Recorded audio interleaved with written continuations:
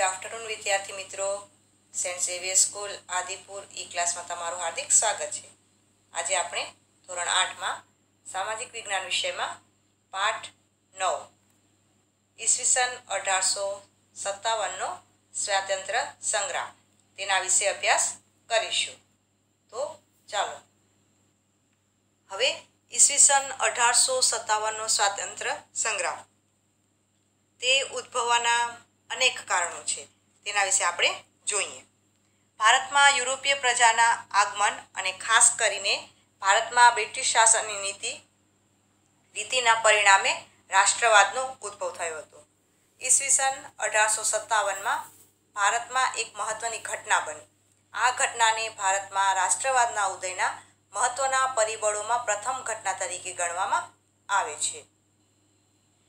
ઈસવીસન 1857ના સ્વાતંત્ર્ય સંગ્રામના ઉદ્ભવના કારણો. હવે ઈસવીસન 1857ના સ્વાતંત્ર્ય સંગ્રામ ઉદ્ભવવાના કારણોમાં જોવા જઈએ તો ઘણા બધા છે કે આર્થિક રીતે પાયમાલ થયા, રાજકીય અન્યાયો થતા હતા, ભારતની સામાજિક વ્યવસ્થાની અવગણના કરવામાં આવતી હતી, ધર્મમાં દખલગીરી કરવામાં આવતી હતી. તો એવા અનેક કારણો છે કે જેના કારણે આ સંગ્રામ ઉદ્ભવ્યો. તો ચાલો જોઈએ. ભારતમાં અંગ્રેજોએ સત્તા મેળવવા માટે અપનાવેલી દમનકારી કૂટનીતિના કારણે ભારતમાં બહોળા પ્રમાણમાં ઊભો થયેલો અસંતોષ એ ઈસવીસન 1857ના સંગ્રામનું મુખ્ય કારણ હતું. આ અસંતોષ કેમ ઊભો થયો તેના વિગતવાર કારણો હવે આપણે જાણીએ.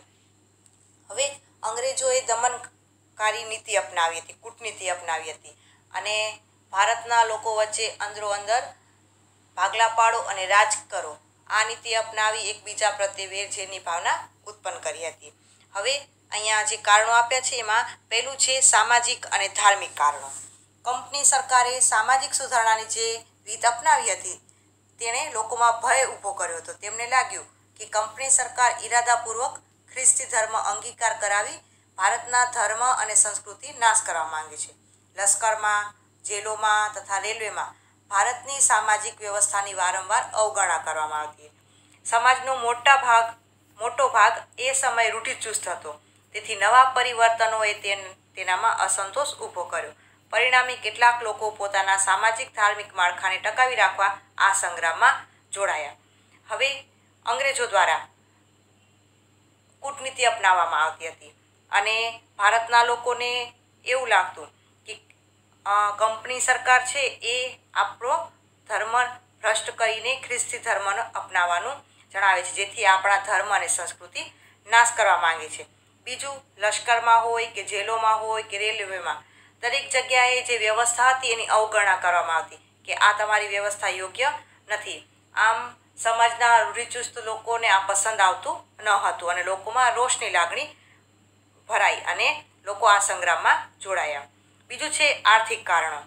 એ સમયે અંગ્રેજોની આર્થિક નીતિ ભારતના ભોગે ઇંગ્લેન્ડને સમૃદ્ધ બનાવવા માટેની હતી. પરિણામે ભારતીય સમાજના મોટા ભાગના વર્ગો આર્થિક રીતે પાયમાલ થઈ ગયા. જમીનદારો અને ખેડૂતો જમીન વિહોણા બનતા તેમણે પણ સંગ્રામમાં ભાગ લીધો હતો. અંગ્રેજો દ્વારા ઉચ્ચ કરવેરા વસૂલ કરવામાં આવતા અને વ્યાજે લઈને પણ ખેડૂતો પોતે ઘણી વખત ખેતી કરતા, જમીન લેતા, પરંતુ સમયસર ન ચૂકવી શકવાના કારણે વ્યાજ વધતું જતું અને આ રીતે આર્થિક રીતે તેઓ પડી ભાંગતા. તો આર્થિક કારણ પણ જવાબદાર છે. ત્યારબાદ રાજકીય કારણો. ઈસવીસન 1764ના બક્સરના યુદ્ધમાં વિજય બાદ દીવાની સત્તા મળતા ઈસ્ટ ઇન્ડિયા કંપનીએ વિસ્તારવાદની નીતિ અપનાવી. હવે અંગ્રેજોએ ખાસ રાજકીય કારણોમાં જ્યારે એમને બક્સરના યુદ્ધમાં વિજય મેળવ્યો ત્યારબાદ એમને વિસ્તારવાદની પોતાનો વિસ્તાર ભારતમાં દરેક જગ્યાએ પોતાનો વિસ્તાર વધારતા ગયા. આમ વિસ્તારવાદની નીતિ અપનાવી. હવે એ વિસ્તાર વધારવામાં એમને કેવા નિયમો અપનાવ્યા એ પણ તમે જુઓ. કંપનીના અધિકારીઓએ અન્યાયી વિગ્રહો, કૂટનીતિઓ તથા અયોગ્ય જોડાણવાથી ભારતના ઘણા ખરા પ્રદેશો ઉપર પોતાની સત્તા સ્થાપી હતી અને આ નીતિનો ભોગ બનનાર ઝાંસીની રાણી લક્ષ્મીબાઈ તથા બિહારના જાગીરદાર રાજા કુંવરસિંહ એમના જેવા નેતાઓએ આગળ જતા આ સંગ્રામનું સુકાન સંભાળ્યું હતું. એટલે કે પોતે આ સંગ્રામમાં જોડાયા અને એના કપ્તાન તરીકે પદ સંભાળ્યું હતું. બીજું છે લશ્કરી કારણો. હવે ભારતમાં બ્રિટિશ સૈનિકો અને અધિકારીઓની સંખ્યા ઘણી ઓછી હતી અને ભારતના લશ્કરની સંખ્યા વધારે હતી. તો લશ્કરમાં ભારતીય અને અંગ્રેજી સૈનિકોનું પ્રમાણ લગભગ 6:1 હતું. એટલે કે ભારતના 6 સૈનિકો અને અંગ્રેજોના 1. લશ્કરમાં ઉચ્ચ હોદ્દાઓ અંગ્રેજ અધિકારીઓ માટે અનામત રાખવામાં આવતા. એટલે કે ઉચ્ચ પોસ્ટ હોય, ઉચ્ચ અધિકારીઓ હોય, એમના માટે જગ્યા અનામત રાખવામાં આવતી અને એમાં ભારતના લોકોને કોઈ પણ જગ્યા પર રાખવામાં આવતા નહીં. હિન્દી સિપાહીઓને બઢતીની તકો પણ મર્યાદિત મળતી, એટલે એમને પ્રમોશન પણ આપવામાં ના આવતું. હિન્દી અને અંગ્રેજી સિપાહીઓના પગારમાં પણ તફાવત હતો.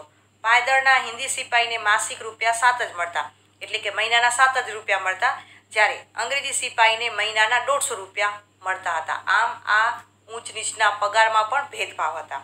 અંગ્રેજ અફસરો હિન્દી સિપાહીઓને ઘણા નીચ ગણતા હતા. એ સિવાય તે સમયે ભારતીયો માટે સમુદ્ર ઓળંગવાની મનાઈ હતી. તેનું પાલન ન કરનારને પોતાના સમાજમાં જ્ઞાતિ બહાર મૂકવાની ભારે સજા કરવામાં આવતી. આમ હોવા છતાં હિન્દી સિપાહીઓને ફરજિયાતપણે વિદેશમાં બ્રિટિશ યુદ્ધો કરવા માટે મોકલવામાં આવતા. તેથી હિન્દીઓની જેમ સિપાહીઓને પણ લાગ્યું કે તેમનો ધર્મ ભયમાં મુકાયો છે. સિપાહીઓ પણ ભારતીય સમાજનું એક અંગ હોવાથી સામાન્ય પ્રજાને ભોગવવા પડતા દુઃખોની સીધી અસર તેમના પર થઈ. હવે અંગ્રેજોને જ્યારે વિદેશમાં યુદ્ધ કરવા મોકલવા હોય તો હિન્દ સિપાહીઓને ફરજિયાતપણે ત્યાં જવું જ પડતું હતું. એટલે હિન્દ સિપાહીઓને લાગ્યું કે આપણો ધર્મ ભયમાં મુકાય છે. તો આમ પ્રજાને પણ દુઃખની લાગણી અનુભવાઈ અને તેમના જીવન પર અસર પડી અને એ લોકો પણ સંગ્રામમાં જોડાય છે. બીજું છે તાત્કાલિક કારણ. હવે તાત્કાલિક કારણ કયું હતું કે જેના કારણે આ સંગ્રામ થયું? તો પરદેશી શાસન વિરુદ્ધ લોકોનો રોષ ક્રમશઃ જુદા જુદા ક્ષેત્રે વધતો જતો હતો. લોકો અંગ્રેજો પ્રત્યે રોષની ભાવના તેમનામાં જાગતી ગઈ. એનું કારણ શું છે તો જુઓ કે દરમિયાન ઈસવીસન 1857ના જાન્યુઆરી મહિનામાં ભારતના લશ્કરમાં એનફિલ્ડ રાઇફલ દાખલ કરવામાં આવી હતી. હવે આ રાઇફલ દાખલ કરવામાં આવે છે તો તેમાં કારતૂસો બનાવવા માટે ગાય અને ડુક્કરની ચરબીનો ઉપયોગ કરવામાં આવતો અને જો આ કારતૂસનો આપણે ઉપયોગ કરવો હોય તો દાંત વડે તોડવી પડતી. અને આપણે હિન્દુ હોવાથી ધાર્મિક દ્રષ્ટિએ ગાય અને ડુક્કરનું માંસ ખાવાની મનાઈ હોવાથી અનુક્રમે હિન્દુ અને મુસ્લિમ સૈનિકોની લાગણી દુભાઈ કે હવે આ રાઇફલ ઉપયોગ કરવો છે તો તમારે દાંત વડે કારતૂસોને તોડવી જ પડે અને એમાં હતું ગાય અને ડુક્કરનું માંસ. તો હવે કેવી રીતે આનો ઉપયોગ કરવો? એટલા માટે સૈનિકોની લાગણી દુભાય છે અને અંગ્રેજો તેમને ધર્મ ભ્રષ્ટ કરવા માંગે છે તેવું સૈનિકોને લાગ્યું. તેમણે તેમના ઉપરી અધિકારીઓ એટલે કે અફસરોને આ અંગે ફરિયાદ કરી, પરંતુ તેમને કોઈ ખુલાસો કે જાણકારી મળતી નથી, તેમને કોઈ મદદ મળતી નથી અને તેના કારણે બરાકપુરની 19મી પલટને આ ચરબીવાળા કારતૂસનો ઉપયોગ કરવાનો ઇનકાર કર્યો. આ સૈન્ય પલટન હતી એ ઇનકાર કરી દે છે, ના પાડી દે છે. તેથી આખી પલટનને જ વિખેરી નાખવામાં આવે. મતલબ જેટલા આ લોકો ના પાડે છે એ લોકોને વેરવિખેર કરી દેવામાં આવે છે. હવે આપણે સંગ્રામનું આયોજન અને મંગલ પાંડે વિશે જોઈશું. ઈસવીસન 1857ના મે મહિનાની 31મી તારીખે દેશભરમાં એકસાથે ઈસ્ટ ઇન્ડિયા કંપનીની હકુમત સામે સંગ્રામનું આયોજન હતું, જેમાં નાના સાહેબ પેશવા, બહાદુર શાહ ઝફર, કુંવરસિંહ, અવધના નવાબ વગેરે લોકો સામેલ હતા. કુશળ અને બહાદુર સેનાપતિ તાત્યા ટોપે અને તીક્ષ્ણ બુદ્ધિથી આયોજન કરનાર રંગો બાપુજી તથા પ્રખર ધારાશાસ્ત્રી, પત્રકાર એવા અજીમુલ્લા ખાન પણ મહેનત કરી હતી. સંગ્રામ માટે પ્રજાને તૈયાર કરવા માટે સૈનિકો માટે પ્રતિકરૂપે રોટી અને પ્રજા માટે કમળ, આ પ્રતિકો ગામડાઓ સુધી પહોંચાડવામાં આવ્યા હતા. તે સિવાય મૌલવી, પૂજારી, ભક્તો, ખેપિયાઓ, લોકનાયકો અને ઓલિયા તેમજ ભજનીકોએ લોકો સુધી આ સંદેશો પહોંચાડવામાં મોટે ભાગ ભજવ્યો હતો. એનફિલ્ડ રાઇફલમાં ગાય અને ડુક્કરની ચરબીવાળા કારતૂસ વાપરવાનો મંગલ પાંડે વિરોધ કર્યો અને આ ઘટનાને લીધે 31મી મે નક્કી થયેલ સંગ્રામની શરૂઆત થોડા દિવસ વહેલી થઈ ગઈ અને આયોજન છે એ ખોરવાઈ જાય છે, વેરવિખેર થઈ જાય છે અને આ સંગ્રામમાં સફળતા મળતી નથી. આમ મંગલ પાંડેએ આ સંગ્રામની શરૂઆત જે તારીખે નક્કી કરી હતી એના પહેલાં શરૂઆત કરી દે છે અને જેના કારણે અંગ્રેજોને જાણકારી મળી જાય છે અને એ સચેત થઈ જાય છે અને આમ ઈસવીસન 1857નો સંગ્રામમાં નિષ્ફળતા મળે છે. હવે મંગલ પાંડે વિશે જોઈએ કે તેમનો જન્મ ઉત્તર પ્રદેશના બિલિયા વિસ્તારના નગવા ગામમાં બ્રાહ્મણ કુટુંબમાં થયો હતો અને તેમણે 7 રૂપિયાના પગારથી બ્રિટિશ સરકારમાં જોડાયા હતા. મંગલ પાંડે 29મી માર્ચના રોજ સંગ્રામ માટે તૈયાર થઈ ગયો. 26 વર્ષનો મંગલ પાંડે યુદ્ધના પોશાકથી સજ્જ થઈ માથા પર તિલક લગાવીને મેદાનમાં આવે છે. એની સામે બાકીના સૈનિકોને પણ તે લલકારે છે. જે સૈનિકો તેની સાથે હતા પણ 31મી મે સુધી રાહ જોવામાં સંમત હતા. હવે બીજા કેટલાક સૈનિકો તેની સાથે જોડાયા હતા પણ એ 31 તારીખ સુધીની રાહ જોતા હતા, જ્યારે મંગલ પાંડે તૈયાર થઈ ગયા હતા. કારણ કે તેમનામાં એટલી પણ ધીરજ ન રાખી શક્યા અને તેમણે કારતૂસ વાપરવાનો ઇનકાર કર્યો અને એમનાથી ધીરજ ન રહી એટલા માટે તેમને પકડી લેવાનો હુકમ મેજર હ્યુસન આપે છે. પણ માને કોણ અને મંગલની રાઇફલે તેને વીંધી નાખે છે. બીજા અફસરને પણ મંગલે ધૂળ ચાટતો કરી નાખ્યો. બંને અફસરને તે ધૂળ ચાટતા કરી દે છે. હિન્દી સૈનિકોએ ધરપકડ કરવાની ના પાડી.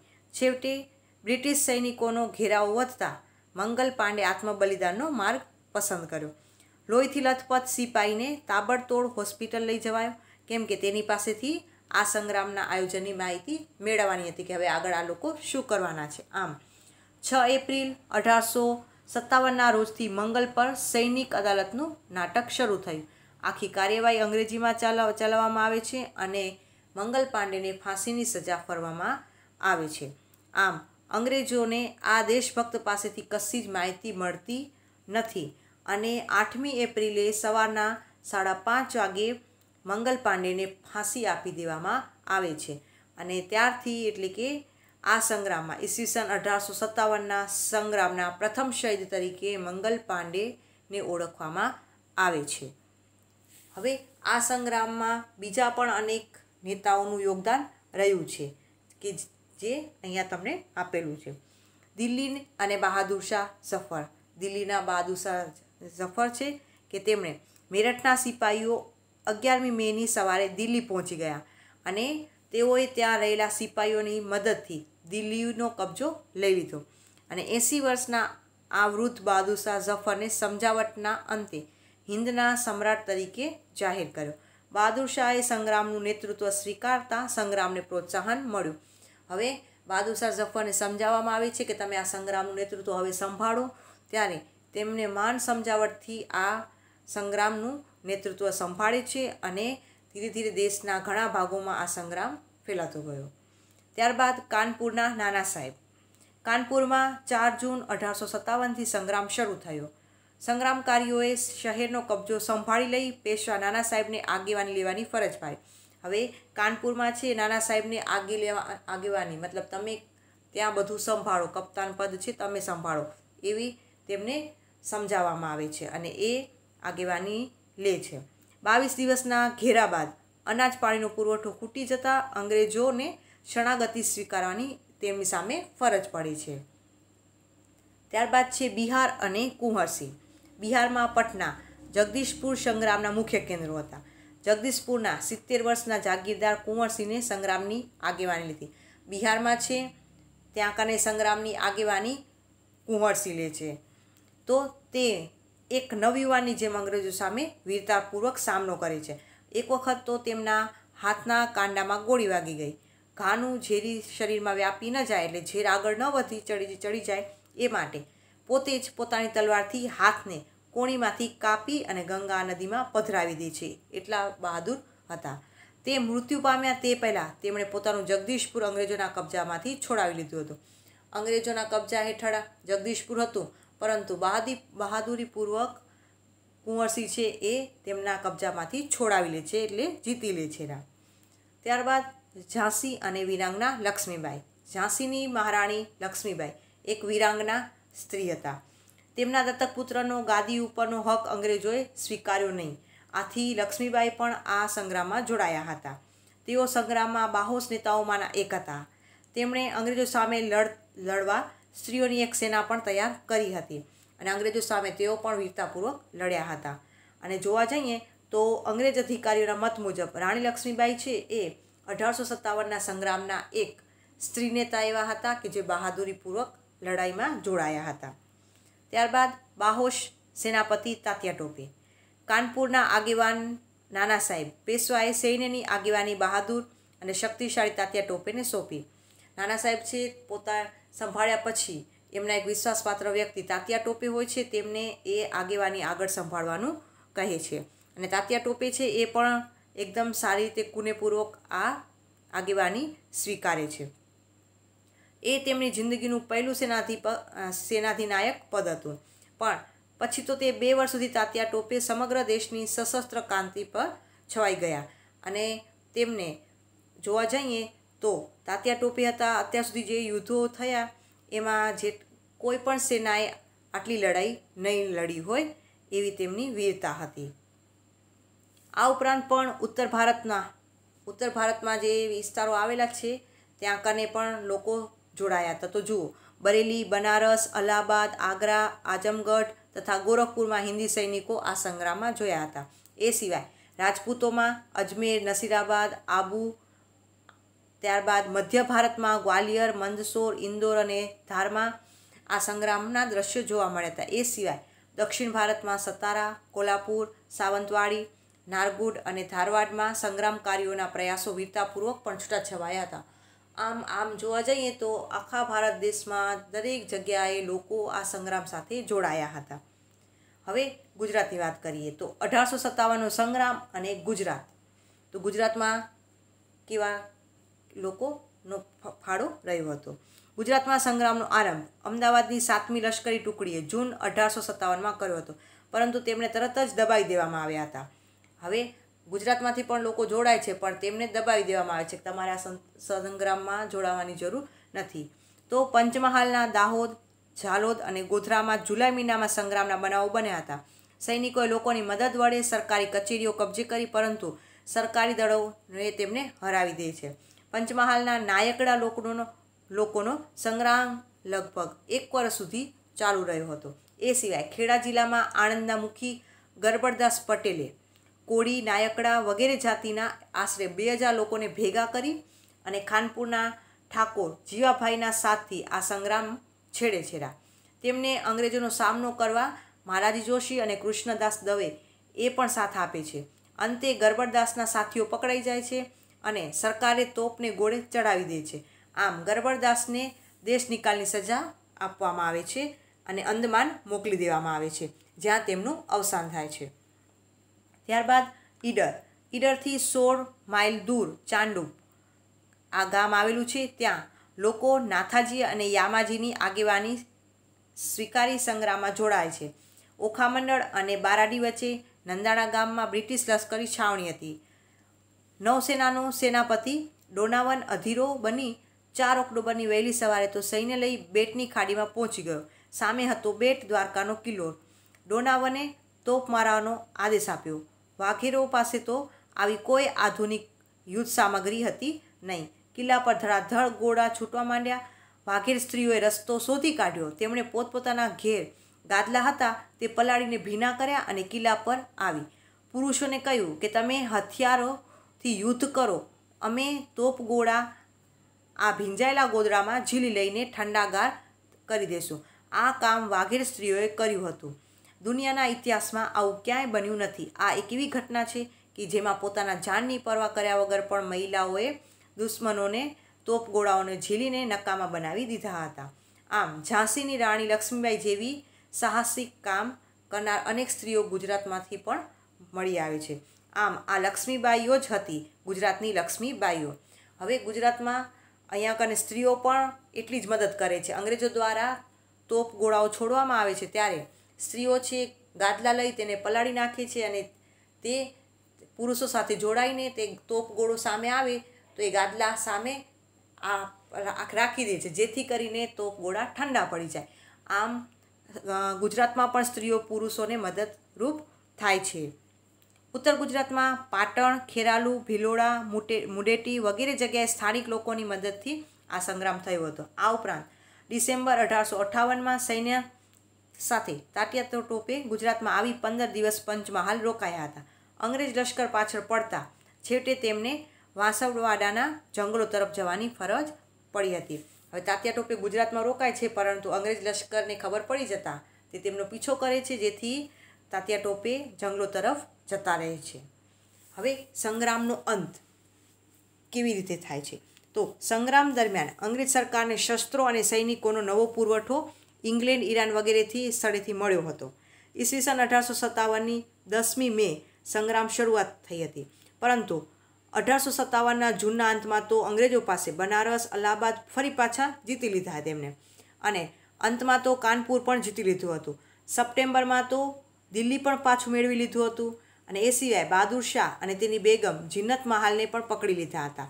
તેમના સિવાય તેના 3 શાહજાદાઓનો પણ અંગ્રેજોએ વધ કરી નાખ્યો હતો. આમ બહાદુર શાહ અને તેની બેગમને બર્માની રાજધાની રંગૂનની જેલમાં રાખવામાં આવ્યા હતા, જ્યાં તેમનું મૃત્યુ થયું. આમ આ સંગ્રામમાં જોવા જઈએ તો ધીરે ધીરે અંગ્રેજોને આયોજન પહેલાં શરૂઆત થઈ ગઈ એટલે જાણકારી મળી જાય છે થોડી ઘણી, અને અમુક અમુક વિસ્તારો ફરીથી પોતે પોતાના કબજા હેઠળ કરી લે છે. માર્ચ 1858માં લખનૌ પાછું મેળવ્યું. ઝાંસીની રાણીના જ એક વિશ્વાસઘાતીના કારણે ઝાંસીનું પતન થતાં તે કાલપી તરફ ગયા. તેણે પછી પણ ખૂંખાર લડાઈ લડી વીરગતિ પામ્યા.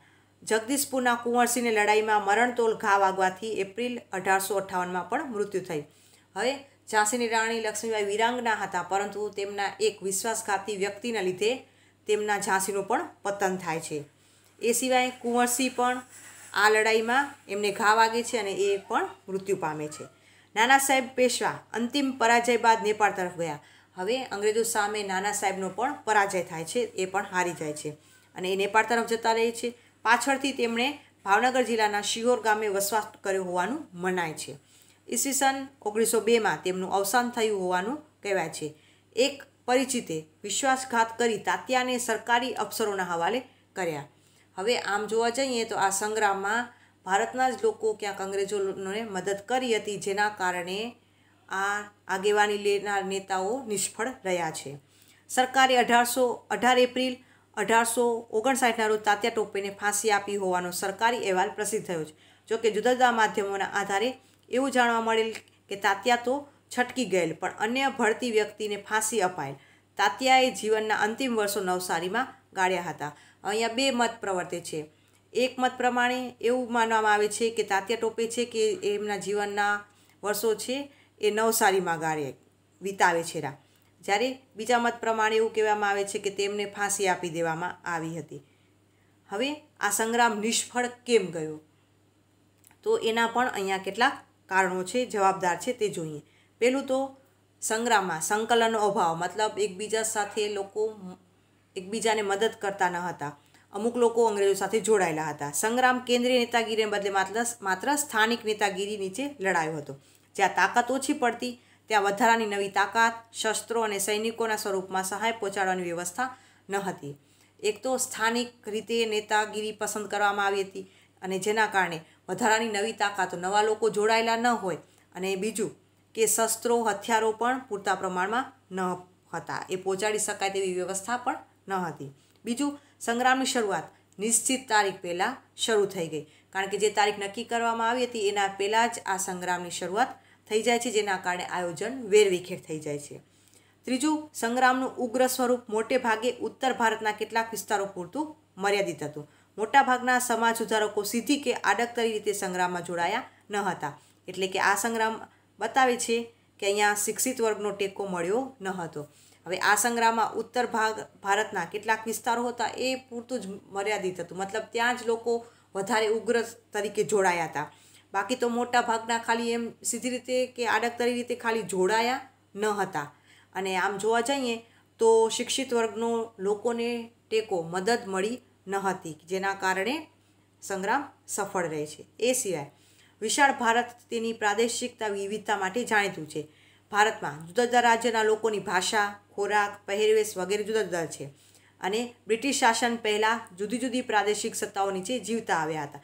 તેથી હજુ તેમનામાં ભારત મારું રાષ્ટ્ર છે કે અમે ભારતના નાગરિકો છીએ એવી ભાવના પ્રજામાં કે રાજામાં વિકાસ પામી ન હતી. ઘણા બધા રાજાઓ તો તે જ સમયે અંગ્રેજોના પક્ષમાં હતા અથવા તો ઉદાસીન હતા. હવે આપણા દેશમાં અલગ અલગ લોકોના રાજ્યોના, દરેક રાજ્યોના ભાષા, ખોરાક, પહેરવેશ અલગ અલગ છે. તો લોકો એવું નથી માનતા કે ભારત મારો દેશ છે, પરંતુ પોતાના રાજ્ય પૂરતા જ સીમિત રહે છે. અને પહેલેથી ઘણા લોકો અંગ્રેજો સાથે જોડાયેલા જ હતા. એટલા માટે પણ એક કારણ આ પણ જવાબદાર છે. શીખો અને ગુરખાઓ અંગ્રેજોના પક્ષમાં રહીને લડતા. હવે આ બંને લોકો હંમેશા અંગ્રેજના જ પક્ષમાં રહ્યા હતા. તેથી આ લોકો ભારતના હોવા છતાં આ સંગ્રામમાં જોડાતા નથી. સંગ્રામના લશ્કર, શસ્ત્રો અને સેનાપતિની સરખામણીમાં અંગ્રેજો વધારે ચડિયાતા હતા. હવે આ સંગ્રામમાં આપણી પાસે જે લશ્કર હોવું જોઈએ, શસ્ત્રો, સેનાપતિ હોવું જોઈએ, એ આપણા કરતાં પણ અંગ્રેજો પાસે વધારે ચડિયાતા હતા, શક્તિશાળી હતા. જુદા જુદા આગેવાનો ભારતમાંથી અંગ્રેજોને હરાવવાને બદલે પોતે ગુમાવેલ સત્તા પાછી મેળવવાના આશયથી લડતા હતા. તેથી તેઓ અન્ય માટે કે સમૂહ માટે લડ્યા નહીં. હવે જે વિસ્તારના જે લોકો હોય એ પોતાનું રાજ્ય પાછું મેળવવા માટે જ લડતા હતા. એમનામાં પોતાના દેશ પ્રત્યેની ભાવના ન હતી. આમ પોતે જે ગુમાવેલી સત્તા છે એ આશયથી જ એ લોકો આ સંગ્રામમાં જોડાયા હતા. એવું નથી કે આપણે સમૂહમાં જોડાઈએ તો અંગ્રેજોને પતન કરી શકીએ, પણ આ ભાવના જાગૃત ન હતી. તેથી સંગ્રામ નિષ્ફળ રહ્યો છે. હવે એના પરિણામો અને અસરો. આ સંગ્રામ નિષ્ફળ રહ્યો એ આપણે કારણો જવાબદાર જોયા. હવે એની અસરો કેવી રહી છે? તો અંગ્રેજો પાસેથી સત્તા પાછી મેળવવાના મૂળ ધ્યેયમાં સંગ્રામ નિષ્ફળ ગયો છતાં કેટલાક યુગ પરિવર્તનો અહીંયા જોવા મળે છે. તો કયા પરિવર્તનો? તો ભારતમાં કંપની શાસનનો અંત આવ્યો અને ભારત બ્રિટિશ તાજના સીધા શાસન હેઠળ આવ્યું. બીજું, દેશી રાજ્યોની આંતરિક બાબતમાં દખલગીરી કરવાનું બંધ કરવામાં આવ્યું. અંગ્રેજ સરકારને ભારત પ્રત્યેની નીતિમાં ફેરફાર કરવાની ફરજ પડી. હિન્દી સૈનિકોના પગાર, ભથ્થા અને સગવડો વધારવામાં આવ્યા અને ભારતના લોકોમાં રાષ્ટ્રવાદી ભાવના ઉત્પન્ન કરવામાં આ સંગ્રામે પ્રેરણા પૂરી પાડી. આમ આ સંગ્રામ નિષ્ફળ ગયો, પરંતુ પાછળથી આ બધી બાબતોનો ઘણા લોકોને સમજમાં આવે છે, ખ્યાલ આવે છે. પરંતુ આ પણ પરિવર્તન આવ્યા છે કે પગારમાં અને સગવડોમાં વધારો કરવામાં આવે છે. પછી દેશી રાજ્યો હોય છે તે આંતરિક બાબતમાં દખલગીરી કરવાનું બંધ કરવામાં આવે છે અને અંગ્રેજ સરકારને ભારતની નીતિમાં ફેરફાર કરવાની ફરજ પાડવામાં આવે છે. એ સિવાય ભારતના લોકોમાં હવે એવી ભાવના જાગૃત થાય છે કે આ ભારત મારો દેશ છે, એટલે લોકોમાં રાષ્ટ્રવાદી ભાવના ઉત્પન્ન થાય છે. આ સંગ્રામ નિષ્ફળ ગયો, જેના કારણે લોકોને એવું લાગ્યું કે આપણે સમૂહમાં લડ્યા હોત તો આપણે અંગ્રેજોને હરાવી શક્યા હોત. આમ આ રીતે આ સંગ્રામ શરૂઆત થવાના અનેક કારણો જવાબદાર હતા અને નિષ્ફળ કેમ ગયો એ પણ અહીંયા આપણે તેના જવાબદાર પરિણામો જોયા. તો વિદ્યાર્થી મિત્રો, તમને આ પાઠ સમજમાં આવ્યો હશે. તમારો દિવસ શુભ રહે. Thank you.